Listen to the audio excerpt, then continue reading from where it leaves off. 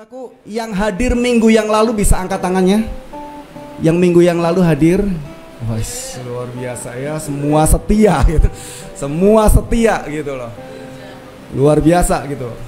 Nah, kalau minggu yang lalu saudara-saudara hadir gitu. Saudara mendengar kebenaran firman Tuhan yang disaksikan oleh Bapak Gembala saudara gitu loh. Tentang perjalanan Yosua, tentang bagaimana Yosua dalam kemurahan Tuhan itu diizinkan masuk di tanah perjanjian, di tanah Kanaan, satu negeri yang limpah dengan susu dan madu gitu. Satu negeri yang menyenangkan gitu. Nah, pagi hari ini saya ingin melanjutkan apa yang disampaikan oleh Bapak Gembala saudara gitu. Ada 3 hal yang disampaikan oleh Bapak Ibu Bapak Gembala saudara, dan saya rindu melanjutkan itu gitu, supaya apa yang Anda pelajari minggu yang lalu itu terus gitu, itu berlanjut gitu. Ya anggap aja ini khotbah berseri gitu. Amin gitu. Jadi yang minggu yang lalu tidak datang, ya saudara nanti bisa tanya kepada sebelah kanan sebelah kiri gitu, minggu yang lalu ngomong apa gitu kan. Nah, minggu ini saya ingin menyampaikan kebenaran firman Tuhan, melanjutkan renungan atau khotbah yang disampaikan oleh Bapak Gembala saudara mengenai perjalanan bangsa Israel memasuki tanah perjanjian gitu. Mari sama-sama kita melihat dalam kebenaran firman Tuhan dalam kitab Hakim-Hakim pasal yang ketiga. Hakim-Hakim pasal yang ketiga, ayat pertama dan ayat yang kedua. Hakim-Hakim pasal yang ketiga, ayat yang pertama dan ayat yang kedua.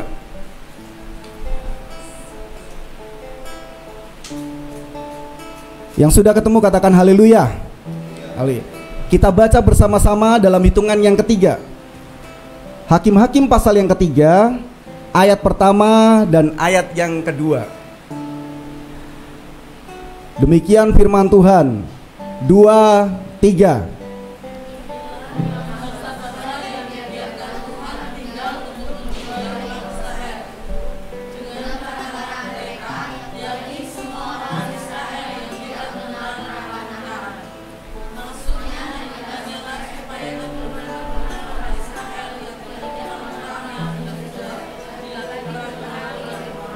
Baca sekali lagi dengan suara yang lebih keras yang bisa didengar oleh sebelah kanan dan sebelah kirimu. 2, 3.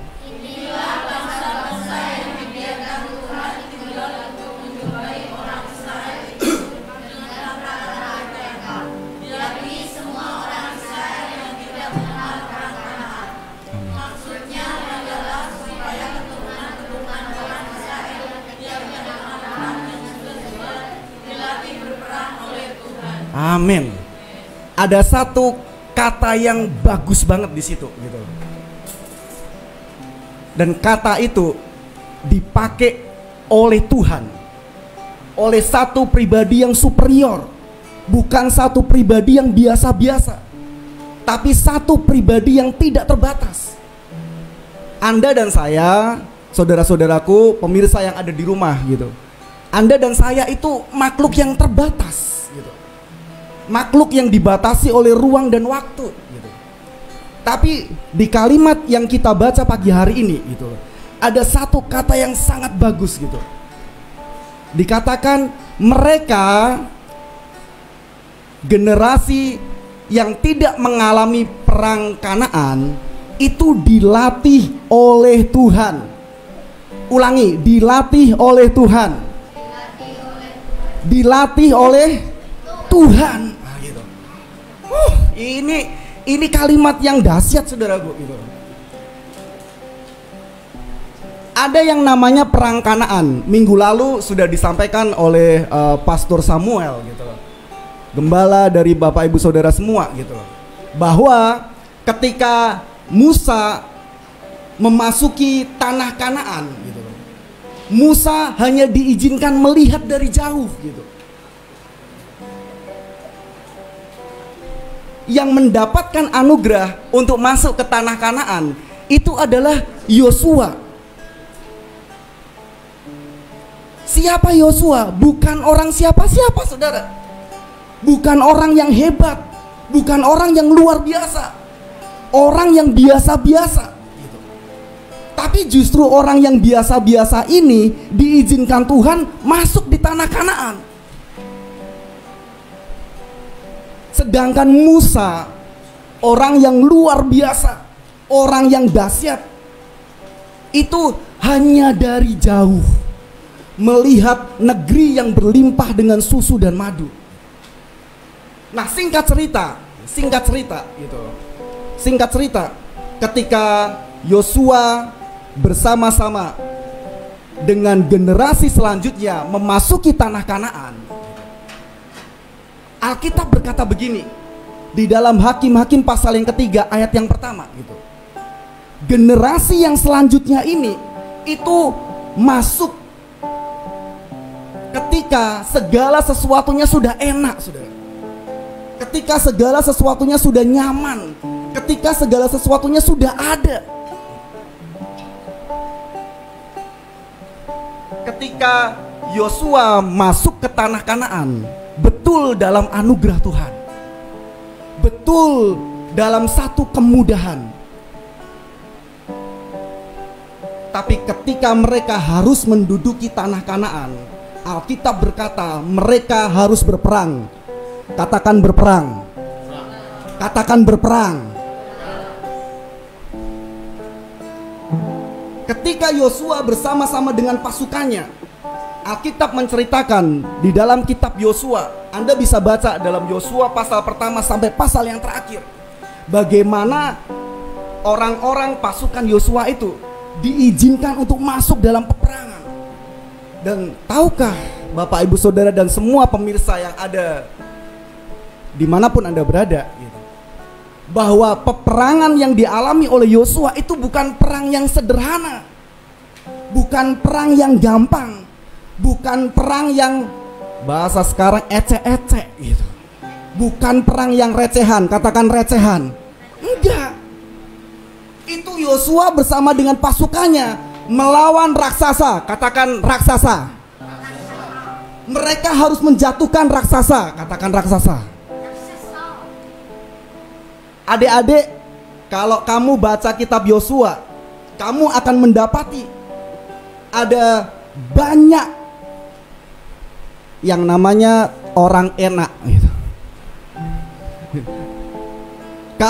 Kalau mendengar kata enak gitu, jangan bayangkan ada bakpao di depanmu, jangan bayangkan ada siomay di depanmu gitu.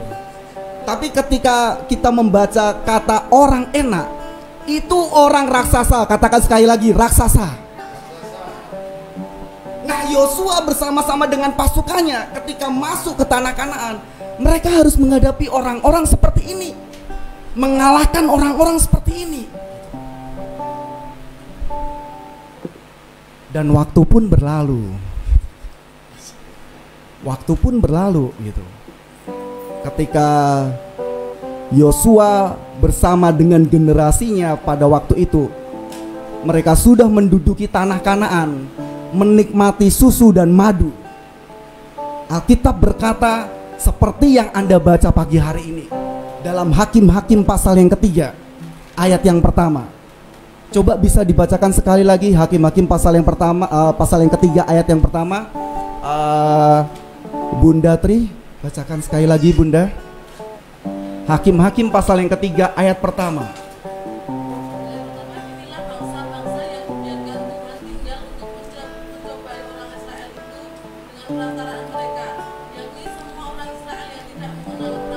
Nah, di generasi sesudah Yosua, ternyata generasi itu ada dalam sesuatu yang tinggal menikmati, saudara. Tinggal enaknya gitu. Makanya mereka tidak ngalami lagi peperangan. Dan tahukah saudara, ada satu pribadi yang memperhatikan generasi itu. ada satu pribadi yang melihat generasi itu. Dan satu pribadi ini berkata begini, aku mau generasi yang ini mereka juga masuk dalam peperangan. Mereka juga dilatih dalam peperangan, karena mereka tidak mengenal apa itu peperangan. Yang mereka tahu cuma hidup enak, tinggal menikmati.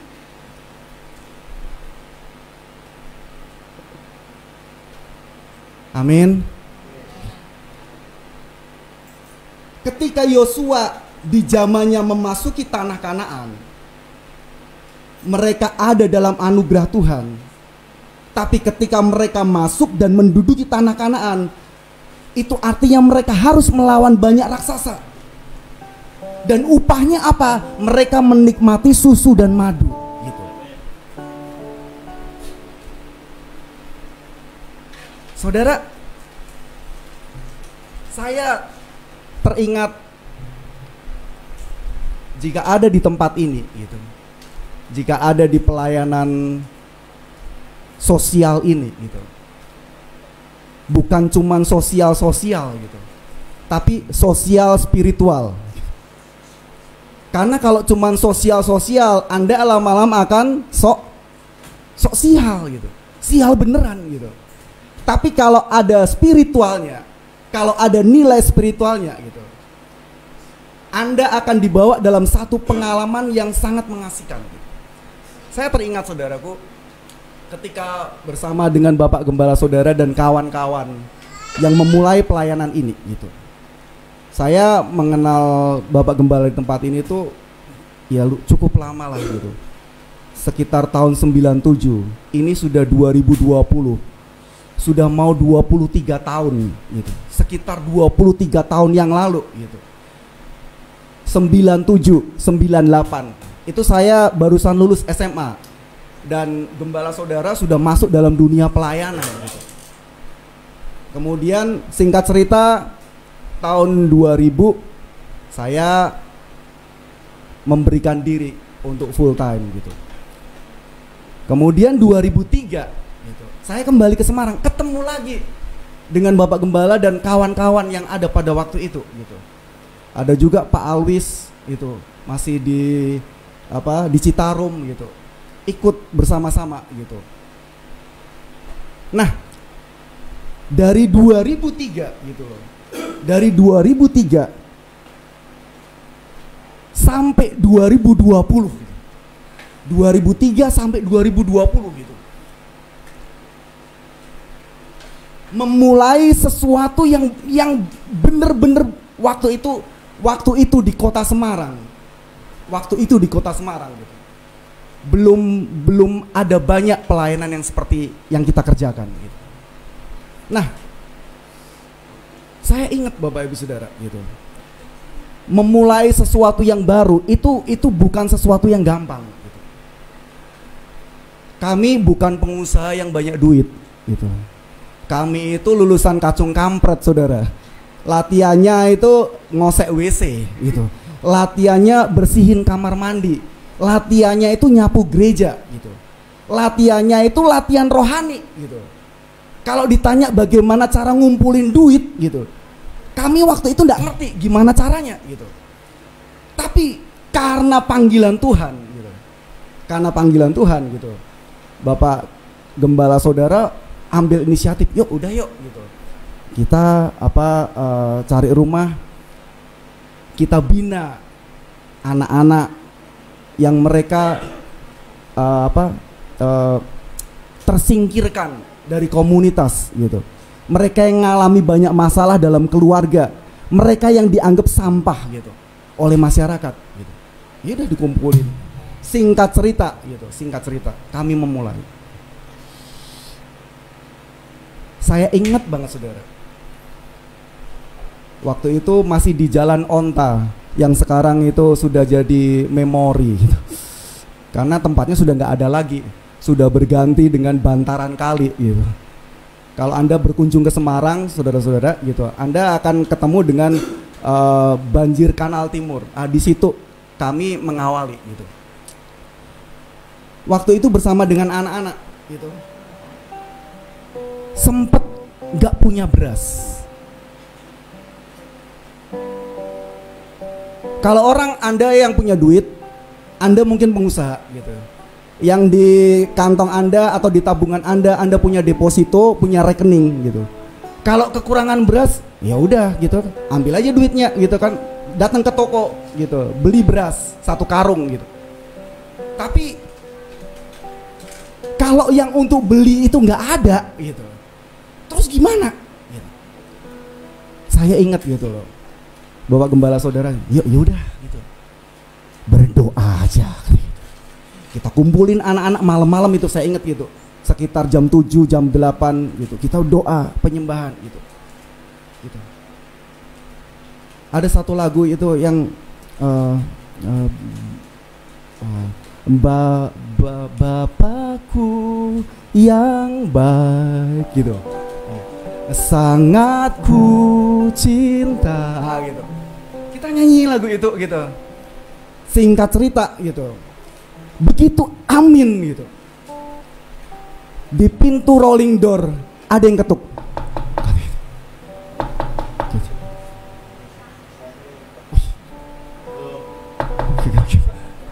Keluarlah gitu kan, buka pintu rolling door gitu. Ada tukang becak, saudaraku. Ada tukang becak bawa beras 1 karung gitu. Betul ya Bapak Gembala ya? Bawa beras itu 1 karung gitu. Terus bilang begini, ini apa, rumah singgah di Jalan Onta ya gitu. Oh iya Pak gitu. Ini ada beras 1 karung gitu. Lah dari siapa Pak gitu? Ya mbuh, aku juga enggak tahu kata gitu. Aku cuma disuruh nganter katanya gitu. Ya sudah gitu. Singkat cerita gitu. Lewat doa itu dapat beras 1 karung dan anak-anak bisa makan. Amin. Ada yang tepuk tangan gitu. Iya. Ada orang berkata begini gitu. Ada orang berkata begini. Alah Pak, doa meneh, kuno Pak gitu. Kuno gitu. Kuno kata gitu. Tapi percaya enggak percaya saudara gitu. Hal yang sepertinya kuno, hal yang sepertinya ini sudah ketinggalan zaman, hal yang kuno ini banyak kali dipakai Tuhan untuk menyatakan mujizatnya dalam kehidupan kita. Katakan amin. Nah, Bapak Ibu Saudara, anak-anak binaan, Anda yang ada di rumah pengentasan ini, ketika Anda ada pagi hari ini, Anda ada dalam kondisi yang enak.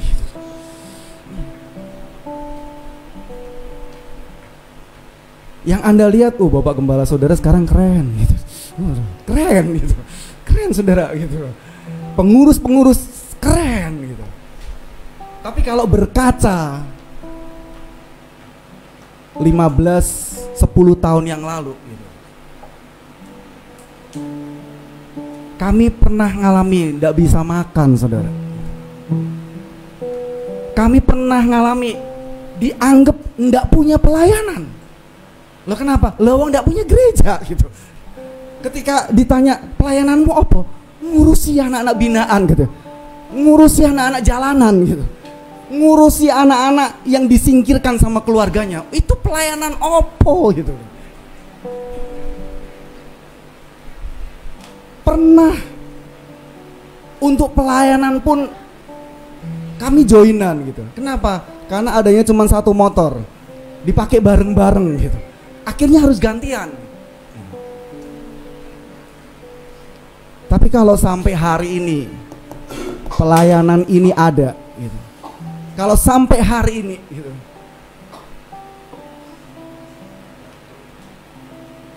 Bapak Ibu Saudara dan Anda semua, adik-adik, anak-anak binaan, kita masih ada. Itu karena ada orang-orang yang berjuang 10-15 tahun yang lalu. Nah, pertanyaannya begini.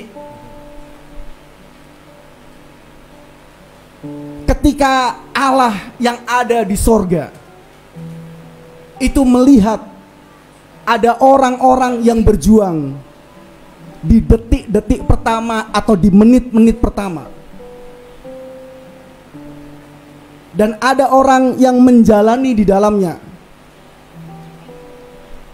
dia berkata, untuk orang-orang yang sudah ada di dalamnya pun aku mau melatih mereka berperang. Katakan amin.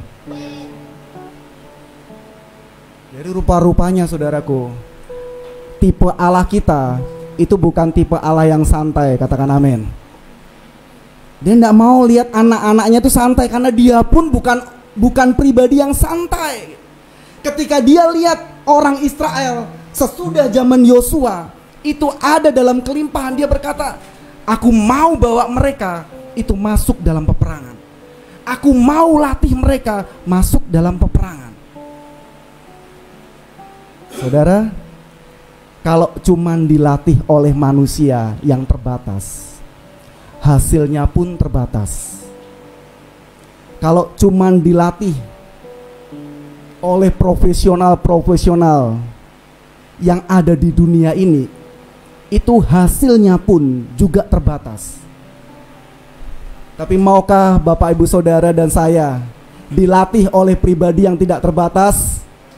Yang mau dilatih oleh pribadi yang tidak terbatas bisa angkat tangannya? Yes, saya pun mau, saudara. Amin. Pertanyaannya begini. Cara ngelatihnya Allah itu bagaimana? Kan itu yang kita harus tahu, Bapak Ibu Saudara. Supaya Anda dan saya, kita dibawa dalam satu kemenangan kepada kemenangan-kemenangan yang lain. Katakan amin. Karena kalau tidak, Anda dan saya akan menjadi pribadi yang statis, pribadi yang diam di tempat. Padahal Allah kita itu Allah yang dinamis. Katakan amin. Dia mau melakukan sesuatu yang baru. Bapak Gembala Saudara kemarin katakan, karena pandemi ini, karena pandemi global ini, mau atau tidak mau, pelayanan rohani itu juga mengalami perubahan. Situasi dunia juga mengalami perubahan. Anda dan saya juga harus mengalami perubahan. Karena kalau tidak, kita akan mati. Anda akan mati. Beneran saudara. Kalau Anda dan saya kita tetap ada di jalur yang kemarin, Anda akan mati. Tapi mari pagi hari ini kita mau melihat cara melatihnya Allah, supaya ketika Anda dan saya, kita semua anak-anak binaan, pengurus-pengurus, sahabat-sahabat saya, kita masuk dalam situasi-situasi itu, Anda dan saya, Anda akan dibawa dari satu kemenangan kepada kemenangan yang lain.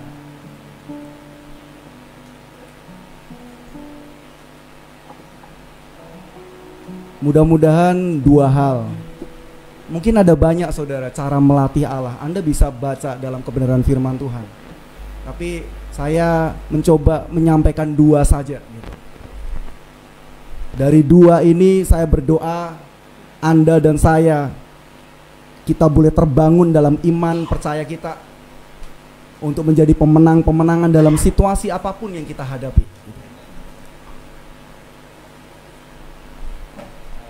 Yang pertama begini saudara, peperangan yang Anda alami, terutama situasi-situasi di depan kita, itu adalah raksasa yang mau tidak mau itu ada di depan kita. Nah, Allah mau ketika Anda melihat ada raksasa di depan saudara,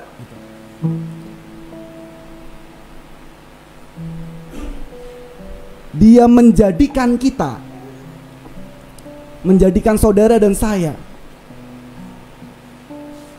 itu sama dengan raksasa itu. Loh Pak, gitu. Lah saya dari dulu juga kontet kok Pak, gitu. Saya dari dulu juga kecil kok Pak, gitu. Kok dijadikan sama dengan raksasa itu, gitu. Ini yang menariknya, saudaraku. Kalau dulu peperangan orang-orang Israel itu adalah peperangan secara jasmani. Mereka mengalahkan raksasa-raksasa secara jasmani. Mereka beradu fisik secara jasmani. Dan banyak cerita-cerita seperti itu dalam kebenaran firman Tuhan.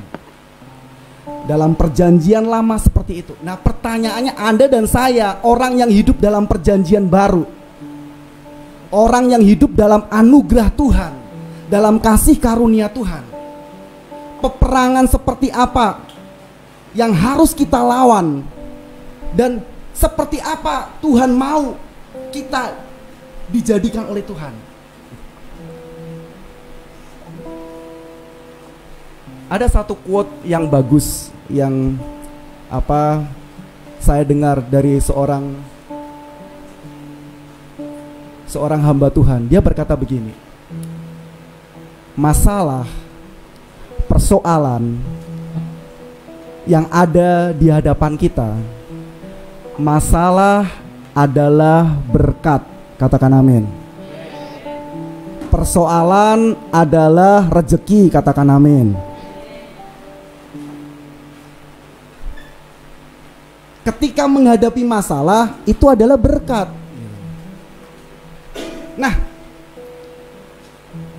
Allah mau menjadikan kita itu bukan raksasa secara jasmani. Ada banyak orang berpikir gitu, kalau dia melatih fisiknya secara jasmani, itu menentukan kemenangan-kemenangan ketika menghadapi masalah dan persoalan. Ternyata gitu, orang yang melatih secara fisik jasmaninya gitu, justru dikalahkan juga oleh orang-orang yang melatih dirinya secara jasmani. Orang yang ganteng, yang melatih dirinya di tempat-tempat fitness, rupanya juga dikalahkan oleh orang yang sama gitu, yang melatih dirinya di tempat fitness gitu. Makanya sempat terjadi gropiok menggropiok gitu kan di tempat fitness itu. Saya juga heran gitu. Tapi ternyata saudaraku, cara Allah melatih kita, yang pertama, Dia mau menjadikan kita sebagai raksasa-raksasa rohani. Katakan amin. Dia mau menjadikan Bapak, Ibu, Saudara dan saya, pemirsa-pemirsa yang ada di rumah, Anda dijadikan raksasa-raksasa rohani. Katakan amin. Loh, lihat caranya gimana Pak gitu loh. Caranya gimana gitu. Saudara, di tempat ini gitu, di tempat ini saya melihat gitu, ada Pak Samuel, ada Pak Alwis, ada Pak Riki, ada orang-orang dulu, ada Pak Joni gitu, ada Bu Endri gitu, ada siapa lagi gitu, Pak Aryo gitu kan, gitu. Ada Pak Roy gitu. 5 tahun dia ada di tempat ini gitu loh. Minggu lalu dia dapat berkat yang luar biasa gitu. Saya tidak tahu kalau dia ada di tempat yang lain gitu kan gitu. 5 tahun yang lalu dia ada di tempat yang lain gitu. Entah minggu yang kemarin dia ada di tempat mana gitu. Apakah dia juga mendapatkan tulang rusuknya gitu, atau mungkin malah dapat tulang kepala gitu kan, atau tulang ekor gitu. Tapi 5 tahun dia ada di tempat ini gitu. Minggu yang lalu Pak Roy mendapatkan tulang rusuknya. 5 tahun ada di tempat ini dengan berbagai macam konflik gitu, dengan berbagai macam persoalan gitu, dengan berbagai macam hal yang terjadi dalam hidupnya. Dia dapat berkat yang luar biasa gitu, dapat tulang rusuk saudara gitu.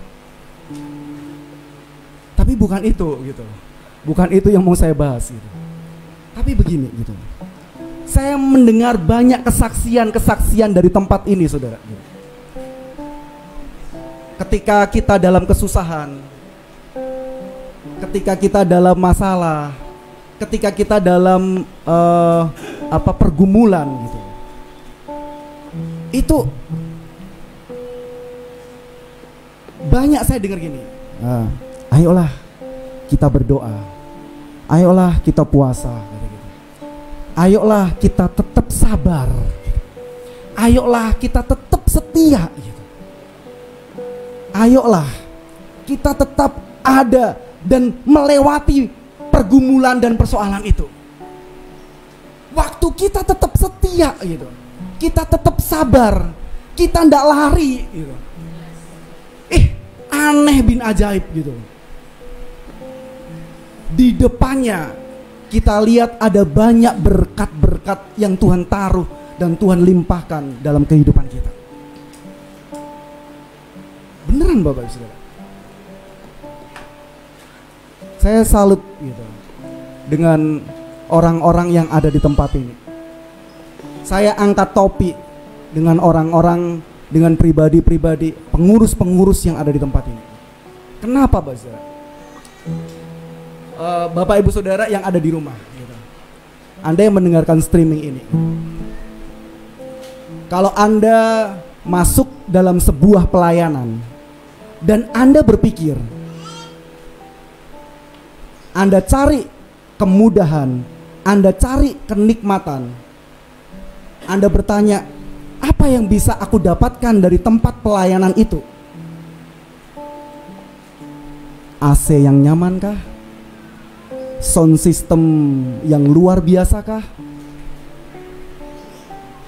Tempat ibadah yang megah dan mewah? Kalau itu Anda dulu ketika masuk di masa pandemi ini, Anda akan kaget-kaget. Kenapa? Karena untuk lagi beribadah dengan model seperti cara yang lama,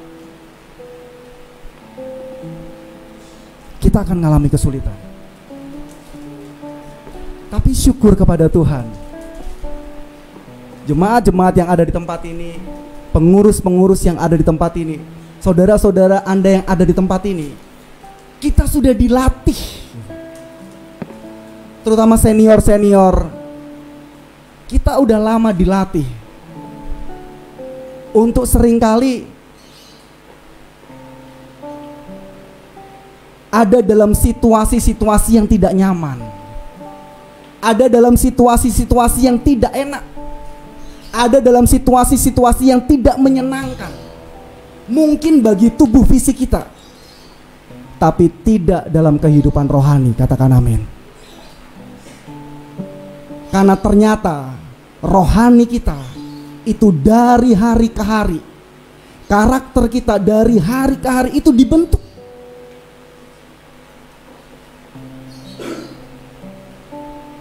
Ketika Anda masuk dalam sebuah pelayanan, seharusnya gereja itu adalah bengkel. Katakan amin. Seharusnya gereja itu adalah sebuah rumah sakit. Katakan amin. Ketika ada orang yang sakit, ketika ada orang yang terluka, ketika ada orang yang membutuhkan bantuan, seharusnya gereja ada di saat-saat seperti itu. Dan ketika orang sudah sembuh di gereja, ketika orang sudah sembuh di tempat pelayanan, mereka keluar dan menjadi saksi dimanapun mereka berada. Kalau Bapak Ibu Saudara, Anda dan saya masuk dalam sebuah pelayanan dan berkata, apa yang bisa aku dapatkan dari pelayanan itu? ketika masuk di situasi-situasi seperti ini, di situasi pandemi global ini, Anda akan kehilangan arah. Anda akan bingung. Kenapa? Karena rohanimu dininabobokkan, rohanimu dimanjakan.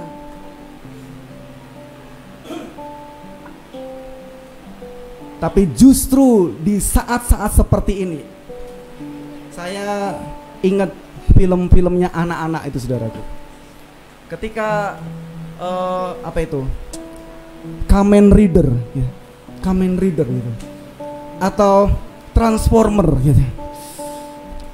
Musuh mereka itu tiba-tiba berubah menjadi raksasa yang besar. Itu Power Ranger. Nggak cuman jadi Power Ranger yang kecil. Betul ya adik-adik ya? Mereka harus bersatu. Mereka harus bergandengan tangan. Kenapa? Mereka harus berubah jadi raksasa yang sama, katakan amin. Iya. Baru sepadan gitu. Baru cocok gitu. Ketika ada masalah dan persoalan yang ada di depan kita gitu, kemudian kita nganggep, aku tuh kerdil kok Pak, aku nggak bisa apa-apa. Mau ngapain lagi dalam situasi seperti ini? Ketika Anda disakiti, terus Anda berkata, mirislah, tak metu itu kok pelayanan. Ketika ada orang yang menyakiti kita, kemudian kita bisa mengampuni orang itu, kita bisa mendoakan orang itu. Ajaib, saudaraku. Anda sementara sedang melatih diri Anda menjadi seorang raksasa, katakan amin. Iya. Ketika Anda ada di situasi yang tidak enak, tapi kita tetap dengan sungguh-sungguh melayani. Hei, Anda sementara sedang dilatih Allah punya hati yang besar, katakan amin.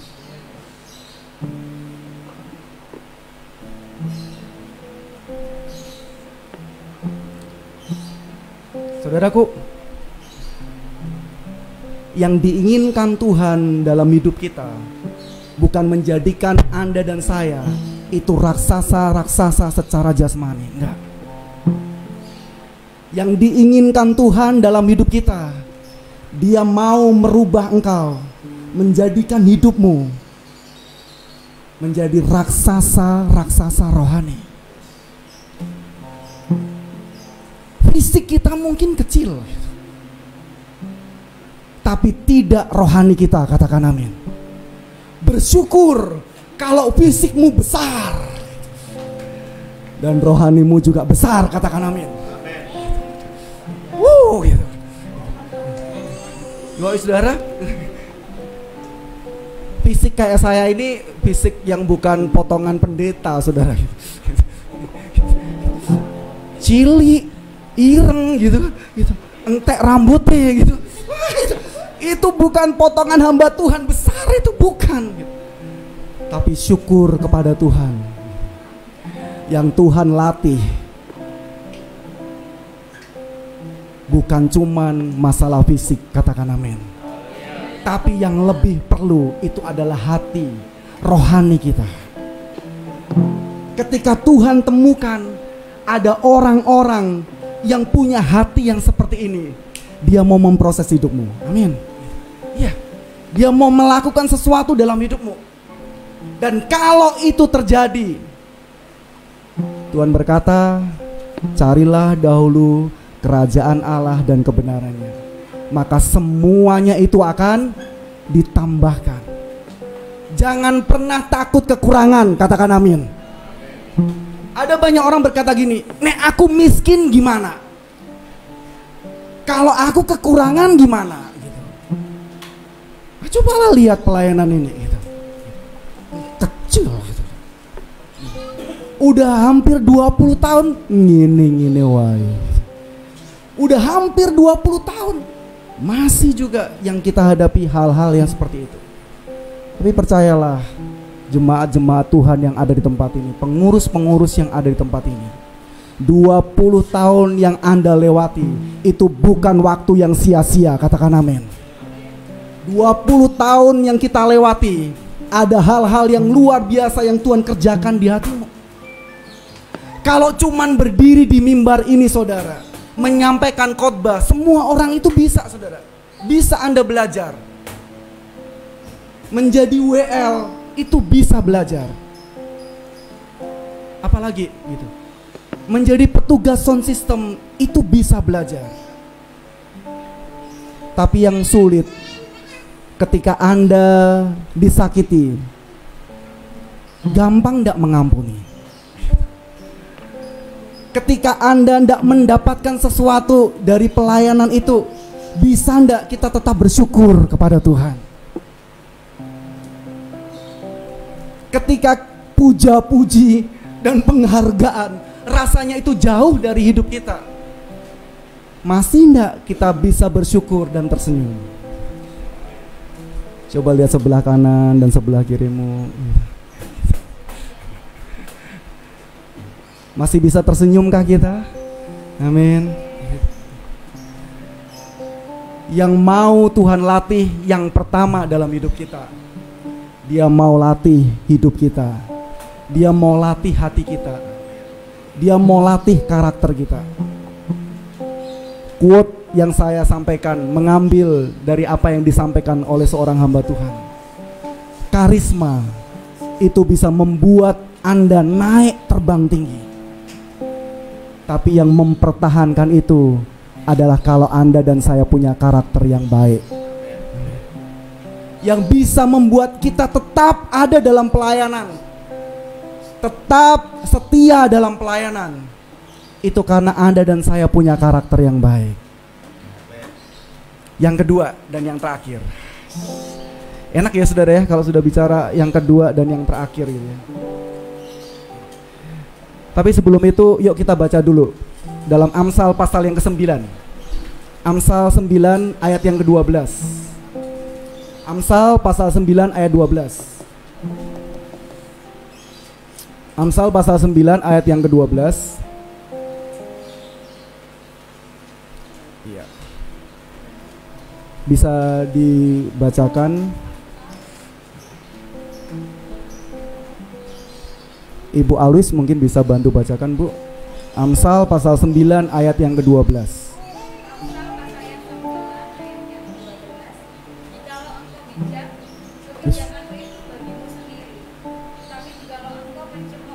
Oh. Sorry. Amsal 12 ayat yang ke-9, Bu. Amsal 12 ayat yang ke-9. Iya.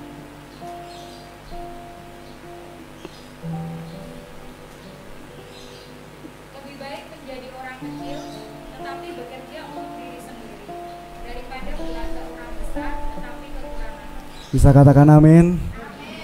Coba bacakan sekali lagi, Bu, biar didengarkan oleh kita semua, Bu. Lebih baik menjadi orang kecil tetapi bekerja untuk diri sendiri daripada berlagak orang besar tetapi kekurangan. Haleluya. Saudaraku, ini pesan firman Tuhan di bagian yang pertama. Bersyukurlah, banggalah Bapak Ibu Saudara dan saya, walaupun sepertinya kita ada di tempat yang kecil, tapi kita punya tanggung jawab di situ. Itu jauh lebih baik, itu jauh lebih mulia daripada berlagak menjadi orang besar tapi kekurangan. Anda yang sementara sedang kontrak, tapi Anda hidup dengan keluargamu sendiri. Anda mungkin sedang merintis satu pekerjaan yang mungkin hasilnya lebih sedikit dibandingkan ketika Anda ada di satu perusahaan yang besar.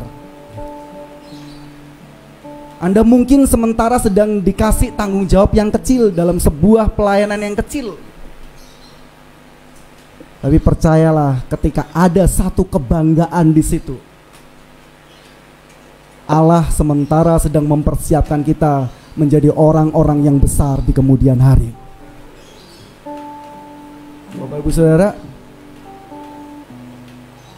bagian yang pertama, Dia mau menjadikan Anda dan saya itu memiliki hati yang besar.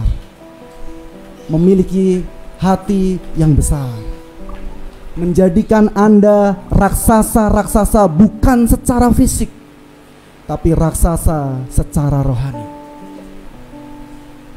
Nah, bagian yang kedua yang terakhir.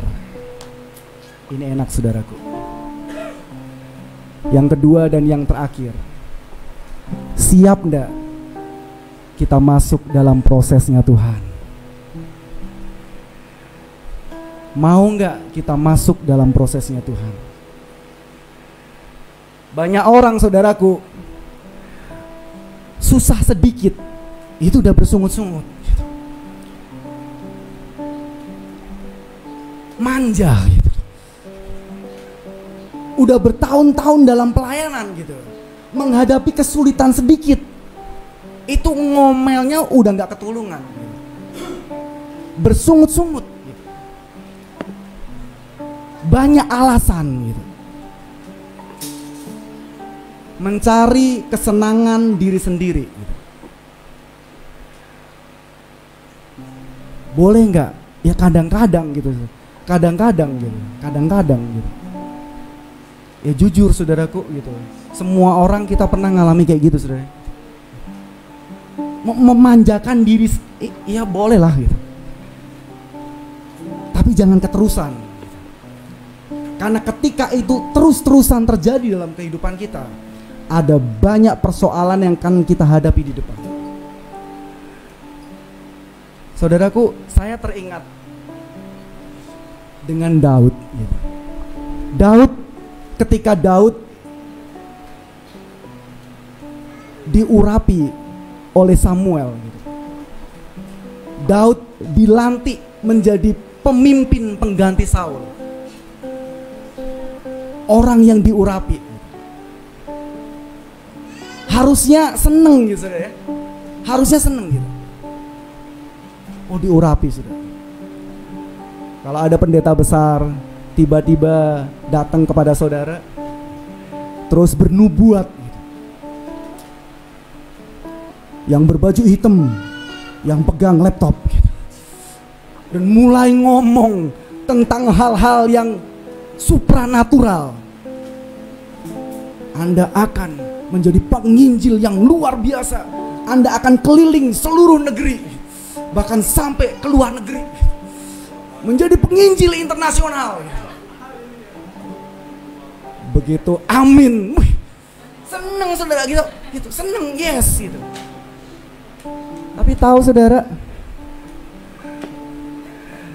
ketika Daud selesai diurapi 13 tahun, dia harus dikejar-kejar oleh mertuanya, masuk di gua Adulam, kumpul sama 400 pasukan bodrek. Semuanya konflik, masalah demi masalah timbul. Dan baru 13 tahun kemudian benar-benar jadi raja sungguhan. Yusuf saudara mendapatkan satu penglihatan yang luar biasa. Ada berkas-berkas yang tunduk kepada berkasnya Yusuf. Waktu itu Yusuf masih muda. Dan tahu saudara, dia harus masuk penjara. Dan baru 14 tahun kemudian dia jadi penguasa.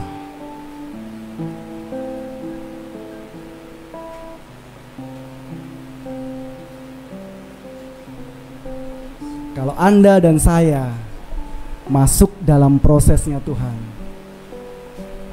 jangan lari saudara. Amin. Amin. Saya senang dengan kata-katanya Pastor Ricky. Dia berkata begini,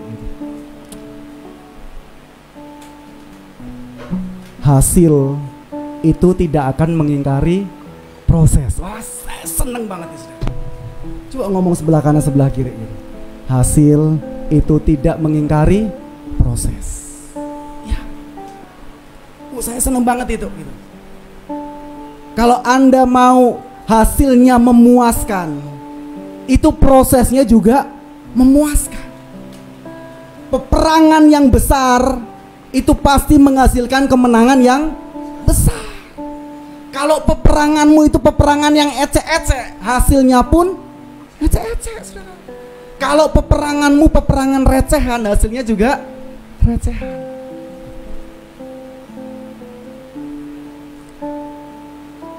Oleh sebab itu jangan berhenti, amin. Oh Pak, aku sementara lagi digebukin hari-hari ini, nikmati. Aku rasanya lagi dibanting-banting hari-hari ini, nikmati saudara. Pengurus-pengurus yang ada di tempat ini, sahabat-sahabatku, senior-senior yang ada di tempat ini, saya berdoa Anda dan saya tetap setia dalam pelayanan ini. Upahnya apa? Upahnya apa gitu. Kan seringkali kalau kita melakukan sesuatu yang kita tanya, terus kita dapat apa gitu kan? Mungkin Anda dan saya tidak dapat apa-apa. Mungkin bersyukur kalau Anda dan saya mendapatkan sesuatu, senang saudara. Ya. Tapi minimal ada satu bagian yang baik yang akan Anda dan saya nikmati. Dan ini menjadi penutup dari renungan pagi hari ini. Amsal pasal 10 ayat yang ke-7. Amsal 10 ayat yang ke-7.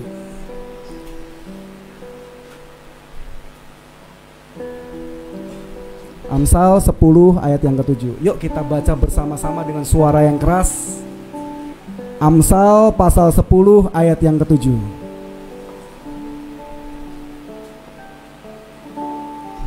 Amsal pasal 10 ayat yang ke-7. 2, 3.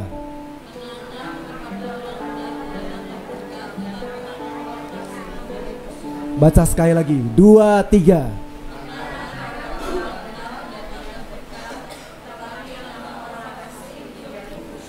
Saudaraku, minggu yang lalu Bapak Gembala Saudara menunjukkan kepada kita tentang apa itu? Gambar dari settingan apa itu Pak?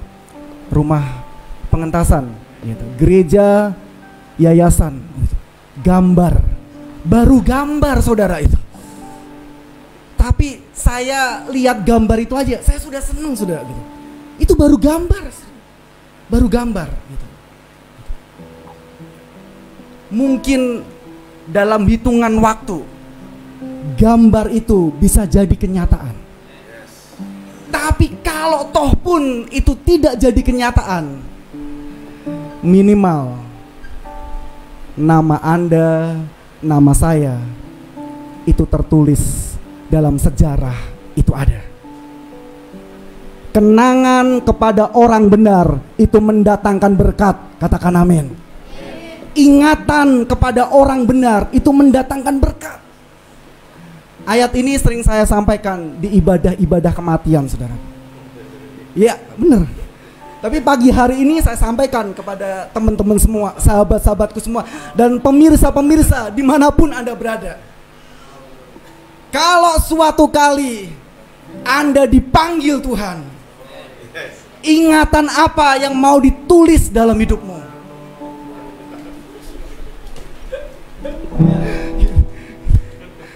Kalau toh pun saya tidak sampai menikmati rumah pengentasan itu, saya berdoa nama saya ditulis di situ.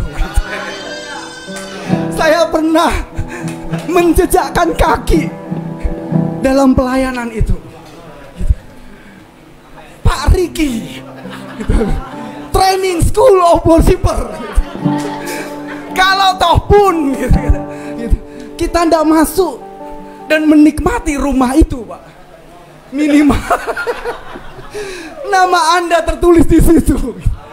Amin. Anda pemirsa dimanapun Anda berada, kalau toh pun suatu kali Anda dipanggil Tuhan, apa yang diingat dari nama saudara? Menyebut nama Wahyu. Wah, cuman tukang bikin rusuh, narkobanan, susah dibina, mendingan dibinasakan. Apa yang mau diingat dari nama saudara? Saudaraku, saya pernah ada di situasi seperti itu, saudara. Karena sudah jenuh di titik itu, saya ambil panggilan yang lain.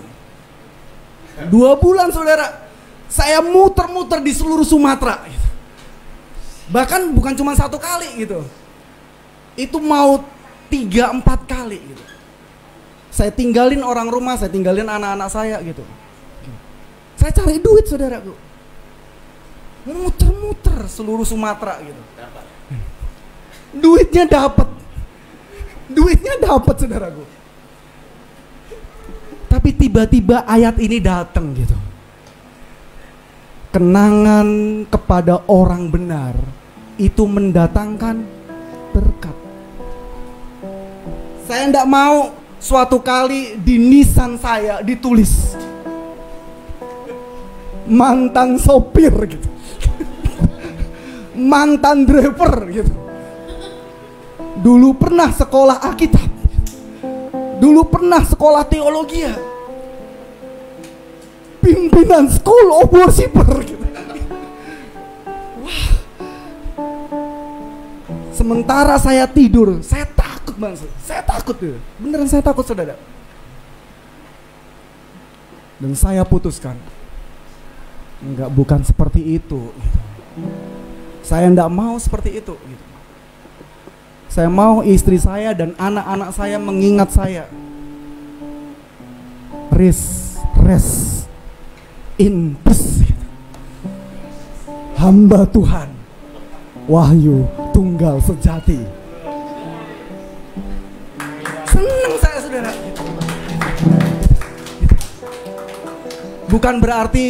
Bukan berarti tadi pekerjaan tadi itu pekerjaan yang hina-dina, bukan, saudara. Saya anak tukang sopir, saudara gitu.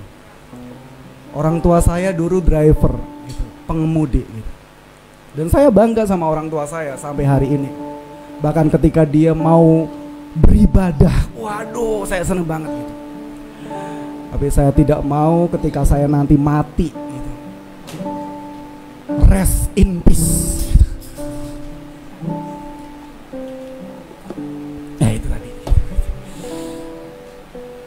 Anda mau ditulis sebagai apa, saudaraku? Di namamu yang terakhir nanti, apa yang mau Anda tulis? Tinta seperti apa yang mau digoreskan dalam kehidupanmu? Itu tergantung keputusan kita hari ini. 2 hal ini saja saya sampaikan kepada teman-teman semua, sahabat-sahabat, dan semua pemirsa dimanapun Anda berada. Dalam situasi yang seperti ini, dalam kondisi yang seperti ini, ada banyak raksasa-raksasa yang harus kita hadapi. Anak-anak binaan, Anda harus menghadapi raksasa-raksasa itu. Tapi sementara Anda di tempat ini, izinkan Tuhan membentuk hatimu dan mempersiapkan hatimu, supaya ketika kita keluar dari tempat ini, kita menjadi raksasa-raksasa secara rohani. Karakter kita, karakter seorang pejuang, karakter seorang petarung yang tidak mudah menyerah, yang tidak mudah putus asa. Dan yang kedua, biarlah orang mengingat sesuatu dari nama kita. Mau nama baik, mau nama yang jahat, nama yang buruk, keputusan ada di tangan Bapak Ibu Saudara dan saya pagi hari ini. Saya jemput kita semua bangkit berdiri. Haleluya.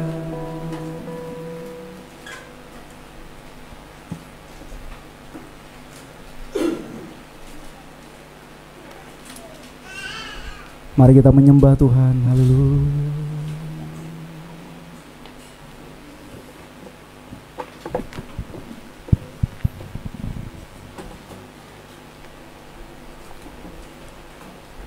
Kebenaran firman Tuhan sudah selesai disampaikan pagi hari ini. Tapi izinkan firman-Nya terus berbicara bagi kita semua.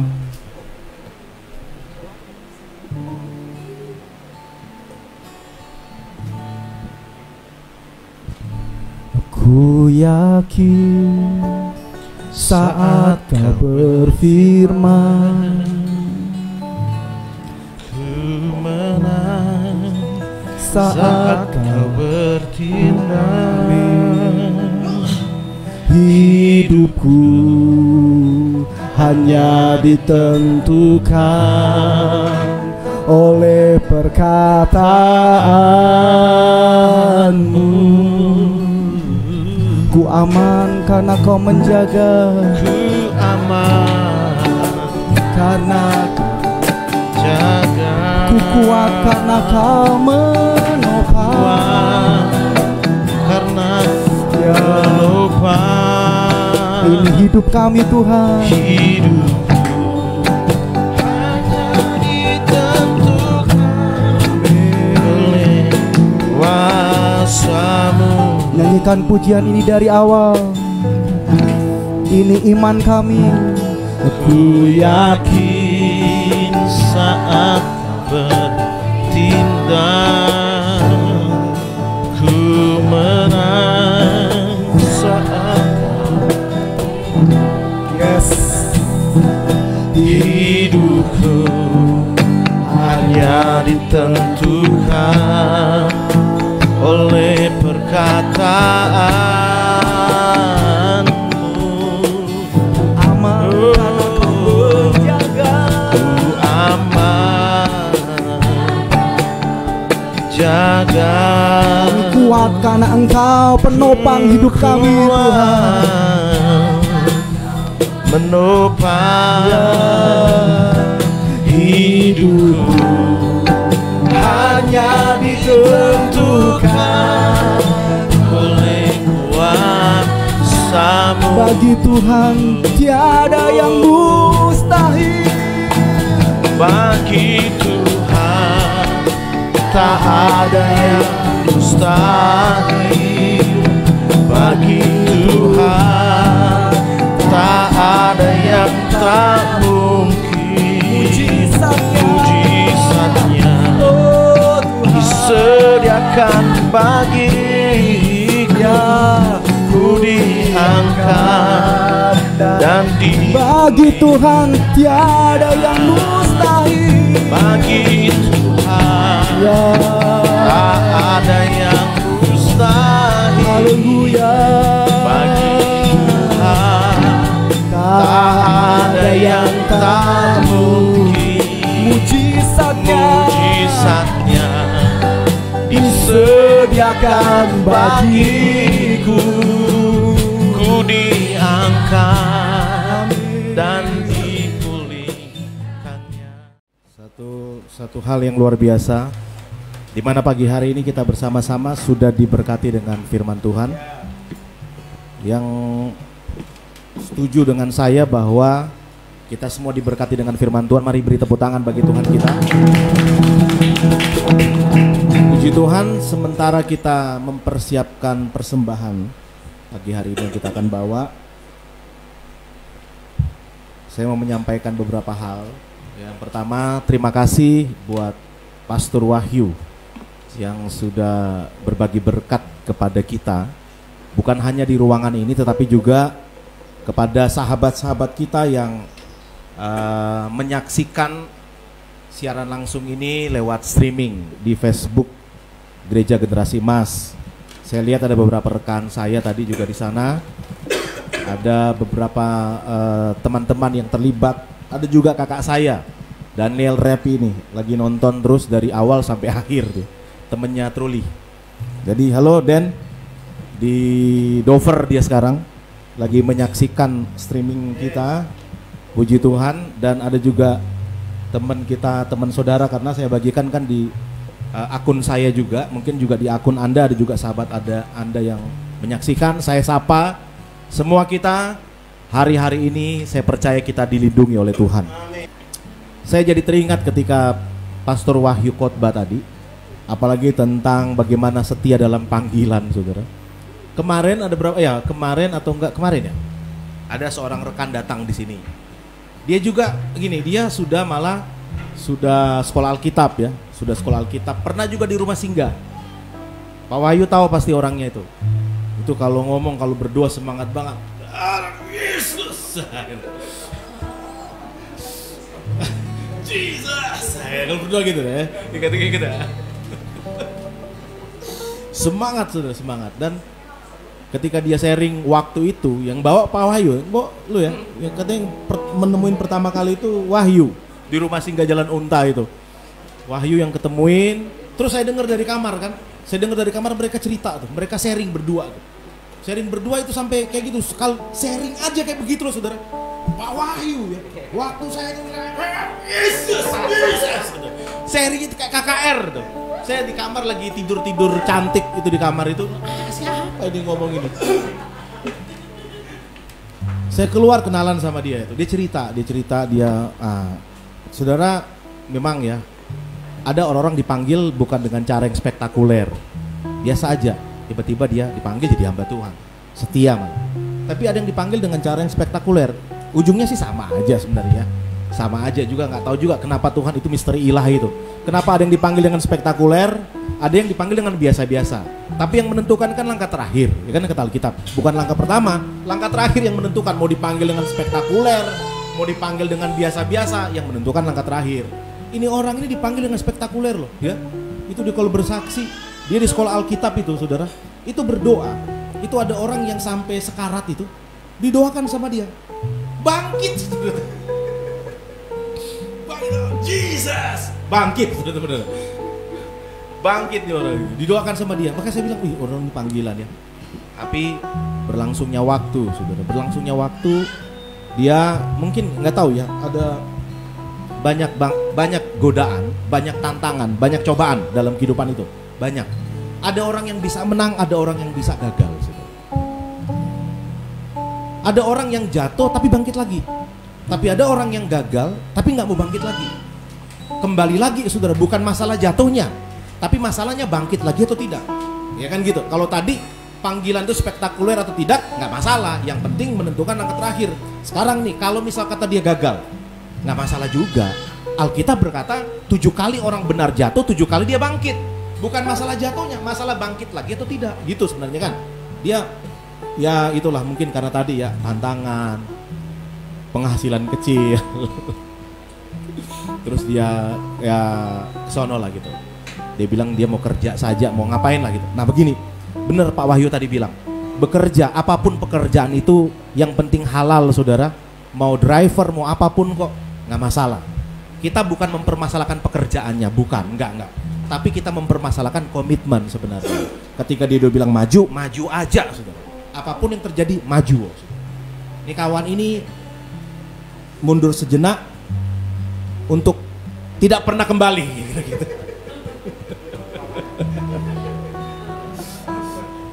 Tapi kemarin dia datang. Nah terus begini, cerita-cerita lah kita kan. Waduh bang, saya 10 tahun ya, itu kayak 10 tahun lalu loh itu. 2010 dia pergi kok.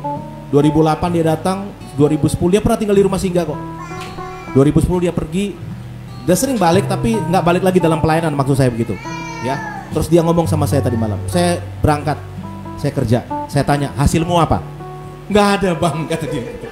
10 tahun lo kerja apa dapatnya? Nggak ada. Lah kenapa waktu itu lu nggak setia aja gitu, ya kan?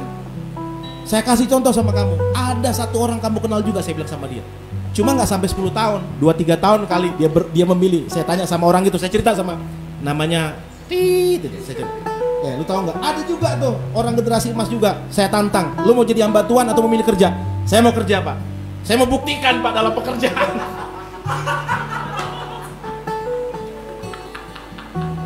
3 tahun atau berapa tahun kemudian ketemu sama saya. Apa buktimu? Nggak ada, Pak. Kodok kowe, saya bilang gitu. Tapi sahabat itu balik gitu loh. Kowe terlalu lama 10 tahun. Kamu tahu nggak? Saya bilang sama dia begini. Kamu tahu nggak? Kita nggak akan tahu apa yang terjadi selama 10 tahun. Nggak tahu yang terjadi. Untung kamu sehat-sehat. Kamu pengen lihat nggak ada satu orang lagi? Kamu tahu nggak orangnya siapa? Si ini, saya bilang. Oh ya tahu, Bang. Nanti saya tunjukin orangnya, saya bilang gitu. Ngobrol sama dia. Bang, siapa orangnya tadi? Ayo, saya ajak dia ke kamar sono. Ke kamar pojok. Saya tunjukin. Sama ini juga mau sekolah Alkitab dulu. Ngekek tok dia.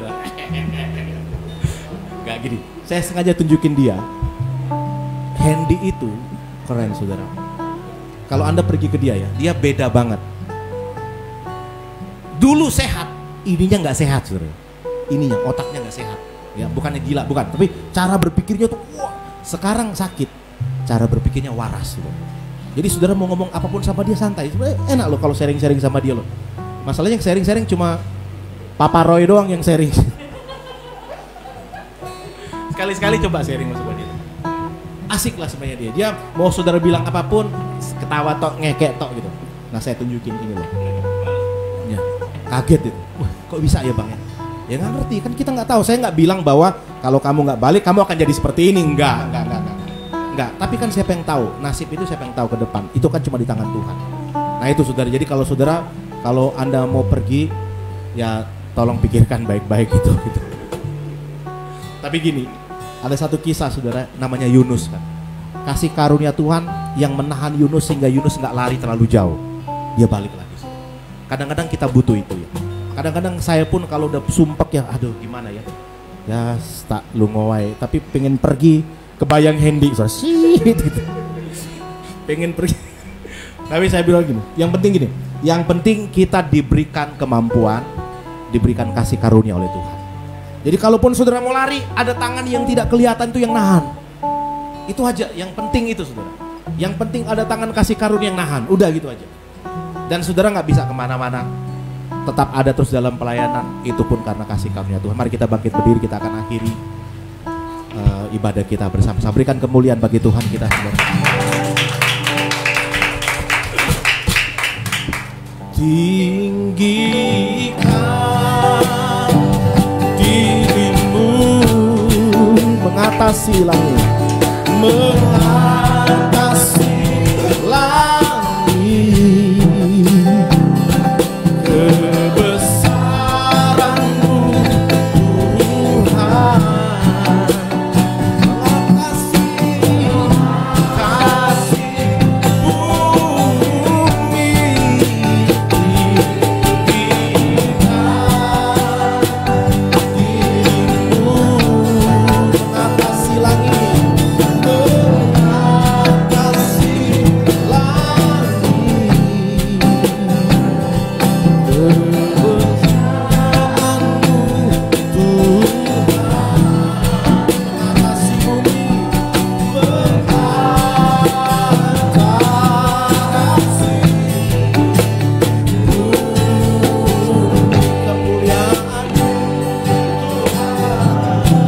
Angkat tangan kita bersama-sama. Kemuliaan